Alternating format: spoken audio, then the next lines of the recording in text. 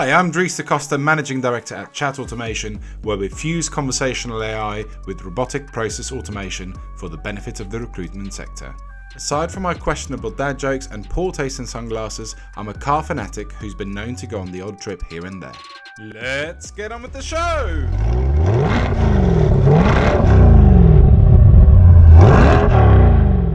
Well, hello again. It is Tuesday morning. It's just gone past 8:30 here in Boston, in Massachusetts, in the US. Ready for our conference, which doesn't start till after lunchtime. So, again, we find ourselves with a little bit of time to kill. And I'm very, very keen to speak to one of the speakers. She's here all the way from California, a lady by the name of Genine Wilson. Genine is President for Travel Nursing and Allied at Ingenovis Health. So let's give her a quick call and see if she's up for a good old-fashioned British chinwag.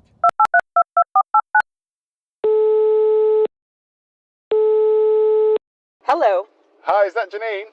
Hi. Hey, Genine, how are you? I'm good. How are you? Very well, thank you. Are you ready for the conference? I am. Ready to speak? I am. Do you need some caffeine before? Yes, it's just after 6 California time, so some coffee would be great. I'm impressed you're awake for starters, but let me come and pick you up. Let's have a little chat, go and grab a coffee, and then you'll be ready to go for your speech later. That's amazing, as long as you're buying. I am buying. I will see you very shortly. You got it. Bye-bye. Bye. Just before we pick up Genine, though, let me tell you a little bit about the car we are driving. It's a 2022 2LT Chevrolet Corvette Stingray. In typical American style, they've not skimped on what is under the hood. It's a massive 6.2 litre V8 producing 490 horsepower, 0 to 60 in 2.8 seconds, so it's proper quick. It's a sub $70k dollars car when new. That's about 55 grand in old British money. It's a lot of bang for your buck. I have to be honest, it looks $1 million. However, to drive it, not my favourite. Suspension is not very good. The handling could be much better too, but still a lot of bang for your buck.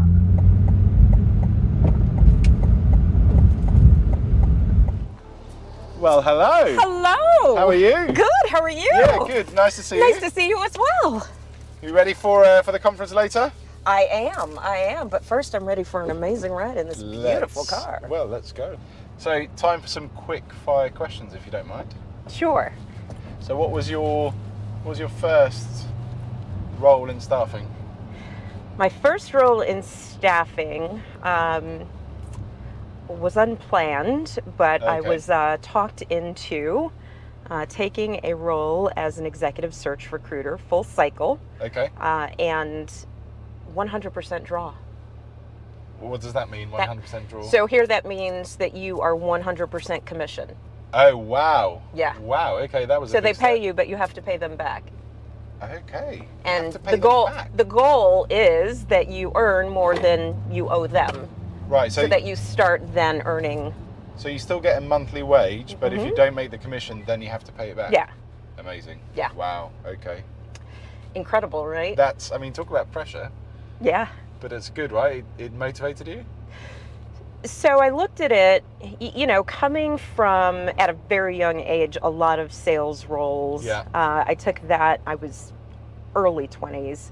And I thought, so all I have to do is X, Y, Z. Yeah. And I can make this. Yes.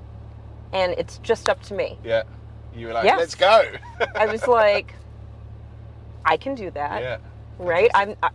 The only person in my way would be me. Yeah, yeah. Favorite job in staffing? It's that's a tough question because I enjoy so many different things, and I've been fortunate to have a lot of different roles. I would say that it was probably my role leading California territory. Right.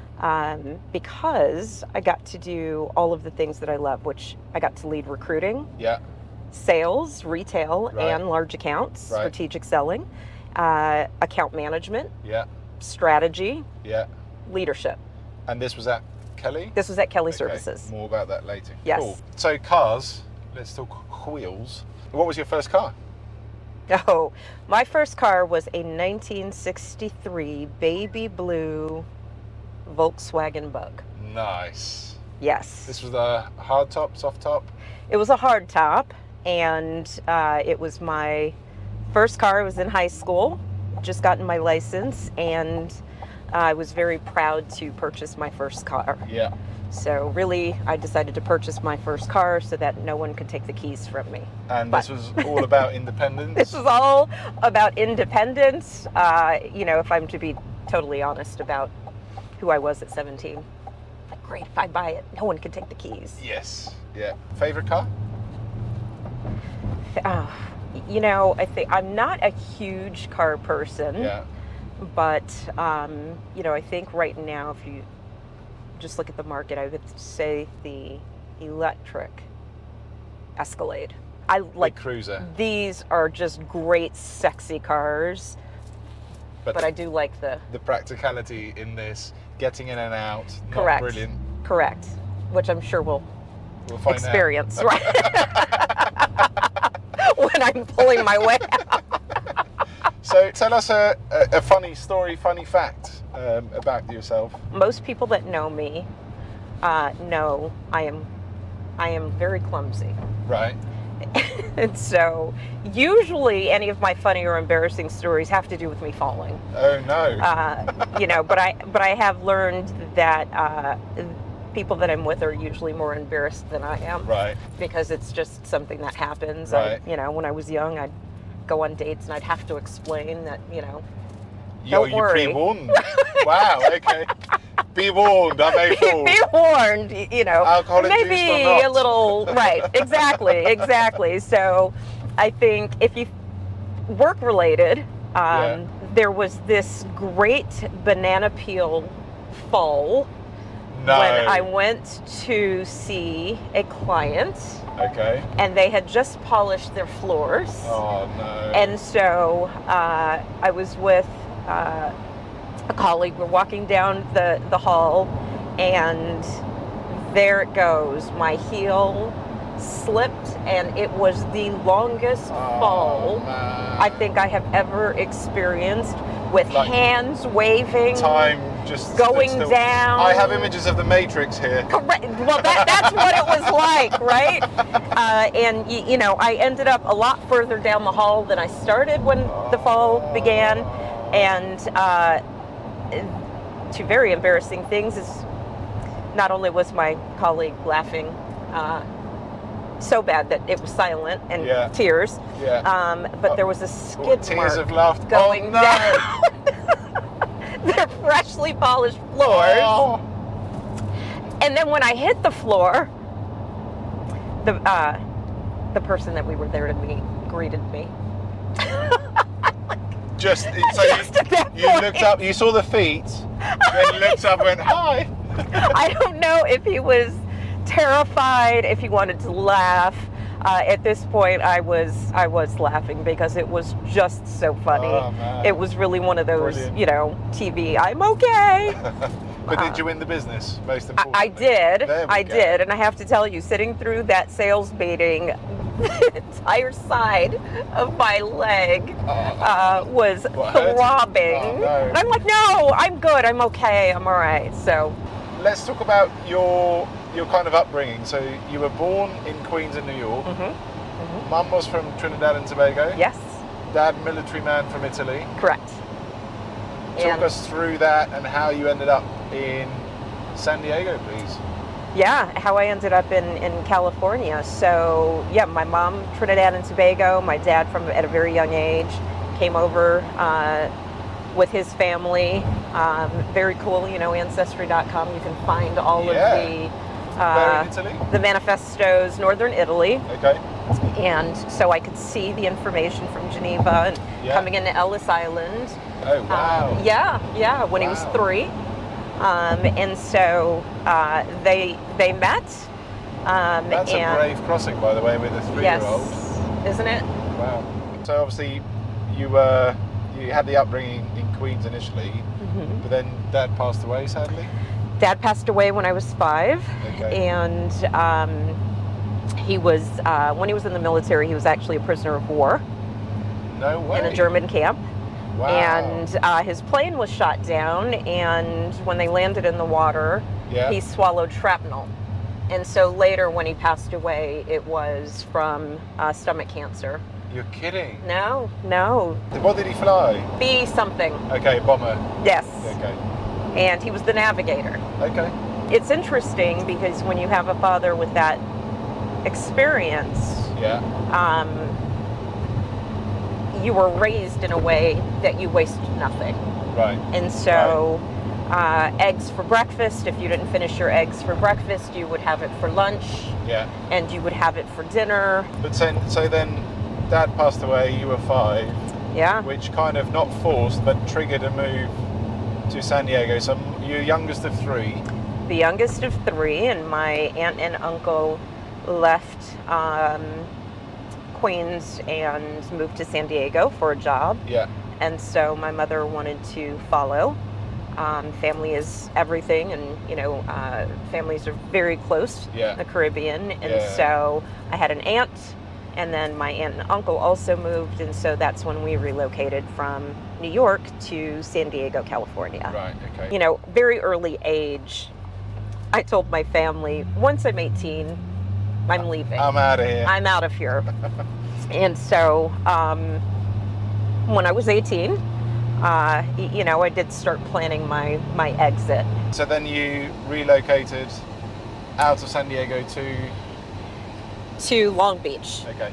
So I was working for Jenny Craig in San Diego and asked them. Which for our UK viewers is like a Weight Watchers, right? Yes, it's like a Weight Watchers. But you were very slim.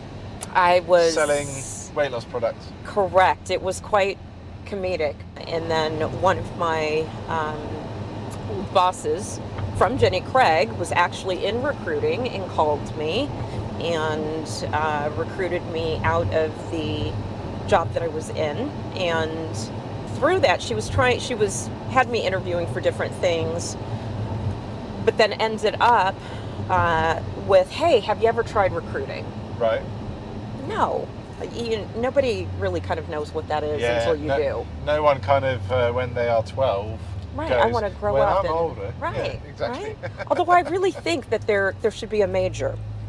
Yeah, there definitely should be like more of a thing made of it in terms of encouraging it as a career path, for sure. Yeah. Again, I thought, well, all right, if it's up to me to earn my paycheck, I can do that. Yeah. And so did that for a while, and then was recruited to Kelly Services from there.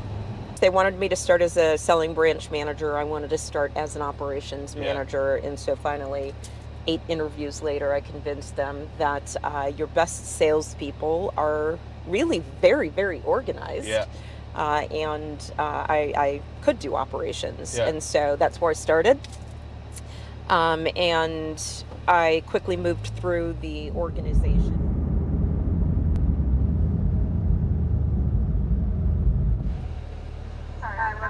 Can we have 1 soda, please? Coke, please. Coke, please. Sorry, I can't hear you. 1 Coke, please, and 1 black medium coffee. Okay, I heard a medium coffee, and what else? Coca-Cola. A medium hot black. And medium Coca-Cola. And a medium Coca-Cola. Thank you. Thank you. I think she got the order, I'm not sure. I'm not sure she got the Coke. Maybe she just gave up. Coca-Cola is Coca-Cola in any accent. I mean, I thought so, but maybe not. We had the same problem yesterday. I thought I was too far away, but maybe it is the accent. You're like, what? I won't offend you by trying an American accent. Oh, please do. You said a medium black, and what else? And a Coke, please. A medium Coke? Yeah. That worked that time. Please do. Please, no. No. Come on, no, come on. No, I can't. I shouldn't. It's bad. Listen, it's mine. My family tells me I sound like I'm from Manchester every time. What? Really? Well, not the family in the UK, right? Yes, they're like, please stop. Stop. Or when you try a British accent. Okay. Yes. Not like now. No. No, okay, fair. No. But yes, you've got to give me your best American accent. My best American accent. 479. Thank you very much. I just can't do it. Sorry. Thanks. That is the worst. Thank you. Thanks. A friend of mine has. That was almost offensive. Oh yeah, sure. Thanks. gosh. Wow. That was pretty good. Oh, Wow. wow. That was a British wow. Hey, but wow can be universal. a friend of mine, so my daughter, when we were watching, I think it was the Women's Soccer World Cup, Uh-huh. and my friend's married to an American lady, Uh-huh. and basically Penny, my daughter, spoke to them, saying, "Oh, you know, we're just watching the US women's team at the Soccer World Cup," but she started it by saying "howdy," and that's really stuck. So now they say to each other in the morning, "Howdy." That's hilarious. I'm never doing that again. I'm blaming you. No. Now I want to give you a sentence to do. No. I think we're good. I think they're good. The viewers. I'm not sure they want to see any or hear any more of that. I say they do. I'm just, No, not, we don't want to laugh at you. We want to laugh with you. Okay, yeah, sure. Uh-huh. Let's talk about your career a bit more. So, Ingenovis.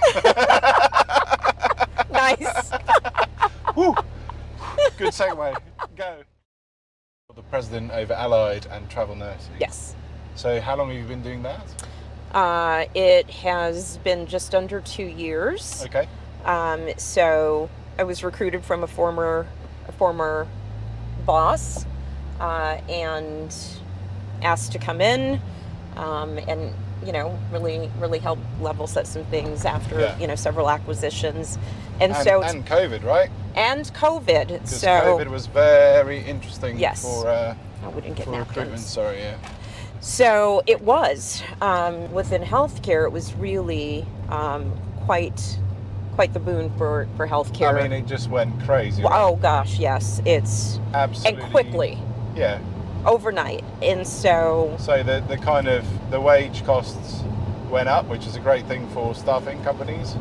But then you came in after a period of, shall we say, sharp correction and normalization. Yes, I came in right at the start of that correction.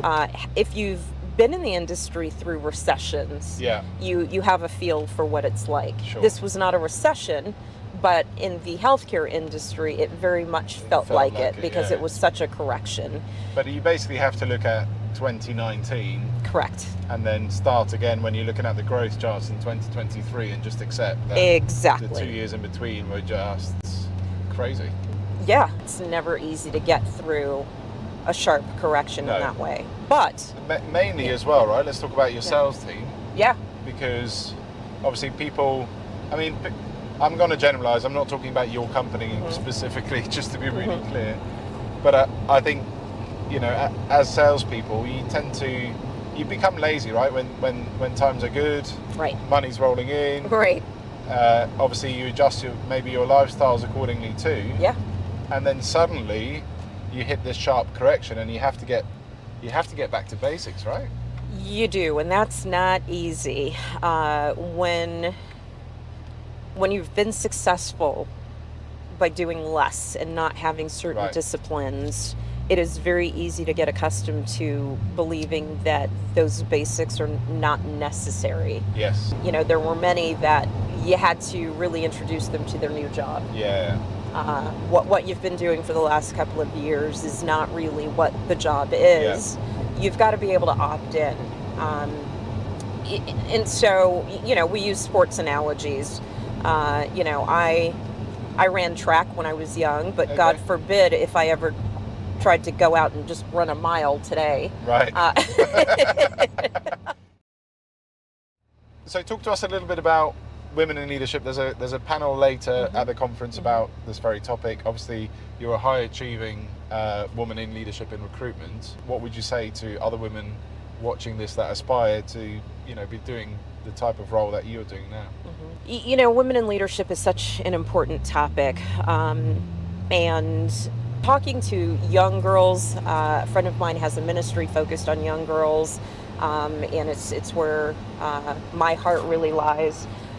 Whether you're young, whether you are in your career, whether you are a senior in your career, I think it's always about belief. Right. I think, the things that you're going to face are natural. Continue to fight against it and continue to believe in yourself. Right. I think that it's about being a lifelong learner. Yeah. It's also about self-reflection and understanding how to navigate.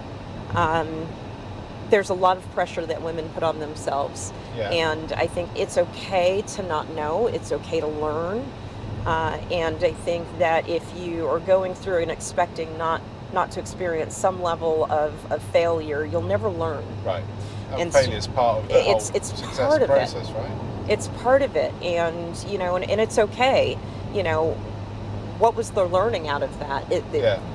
There's a reason, but I think that you have to start with a belief in yourself. Yeah.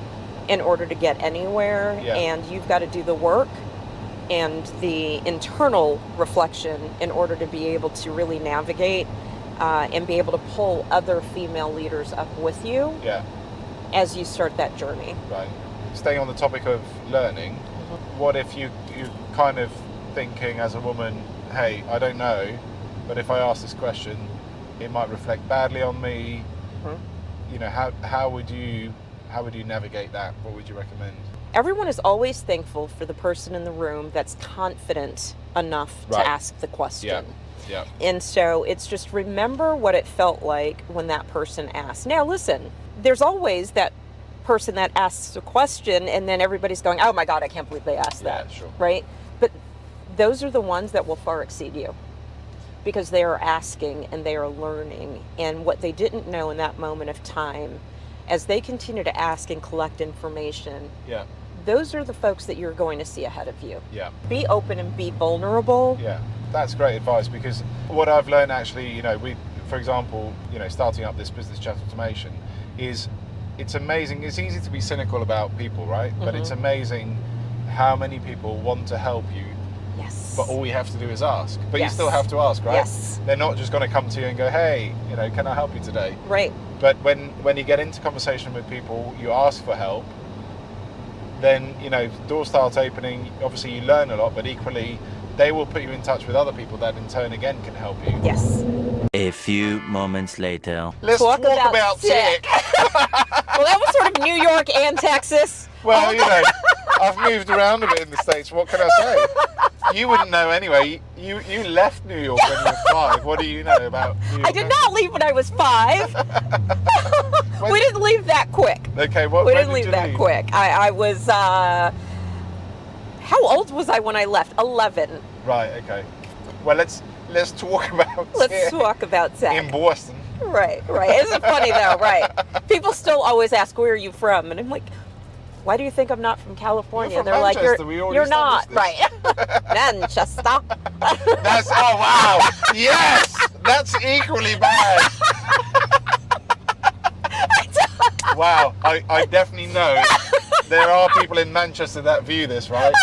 Sorry. Please comment below. No, comment below. I told you I am terrible. Honestly, if there is any accent that I would love, it would be a British accent because I adore it. But, and I'm just so horrible at it. Okay. Well, that's a conversation for another day, but let's talk about tech. Let's talk about tech. So you're speaking tomorrow on tech. Yes. How's the recruitment world particularly changed in light of tech and vice versa, and what are kind of the opportunities or challenges for technology in this sector? Things are moving so rapidly in tech. There's so much technology out there today that can work for us, that we've got to be careful of a few things. We've got to make sure that we really understand what is the roadmap and what are we trying to accomplish, because there are a lot of shiny pennies out there. Yes. That, may be really good, but you've got to, it looks cool. What's it going to do for you? Right, but do you need it? Yeah. And do you have the foundation to use it properly? Right. I was going to say, are you going to run this red light? I was trying to. I was going to let you. I was. I did look around. Focused on listening to what you were saying. I just zoned out. I think it's the Manchester accent. It's messing with my mind, man. Please forgive me. Forgive me for attempting it. But so you have to have the basics. So you have to have the basics to understand to where is your starting point. Yeah. When you think of technology and what it does, It's very important to know the difference between automation and AI. Yeah. Because they start, to merge and So be we do used both. synonymously. Right? Yeah. We do conversational AI and Right. automation, but the point is we do differentiate between the two. And you have to. People Yeah. have to understand, that it's not all one and the same. They but can work together, right? Correct. They can work and they together. Do, but yeah, they're not the And same. most importantly, they have to have something to go off of. Right. From a leadership standpoint, you have to understand the culture shift that implementing technology. Change management. Yes, change management. When you go from not having advanced technology or metrics, and then all of a sudden you have all of this information, it can be paralyzing to Yeah. your organization if not socialized correctly, and if that change management and communication plan is not a really sound foundational plan to get your organization there. Yeah. Alternatively, you can just buy something that isn't that disruptive, which is what we do. Yes. Yes. That's a conversation for another time. But you know what? It's true. Yeah. It doesn't But- have to be a total overhaul. No, but it obviously could for be some something. things it is, yeah. right? But there are certainly things you can achieve as a wraparound layer that sits on top of your current tech stack. Exactly. That's just helping, yeah. right? It's virtual Yeah. people. Right. Right? Exactly. It's exactly that. We right. call them digital workers. I was going to say it's so there you digital go. workers, Yeah. right? Yeah.